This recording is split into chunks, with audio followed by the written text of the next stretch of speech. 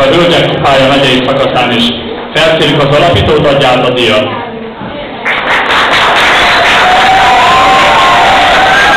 A kézilabda csapat tagjai Fokas Krisztián, Bálint Péter, Romocsári Ricsi, Varga Olivér, Kántó Zsolt, Nagy István, Zaharia Márk, Fehérvári Tamás, Bányai Janika, Ignátyuk Roland, Imre Róbert és Suba Ricsi.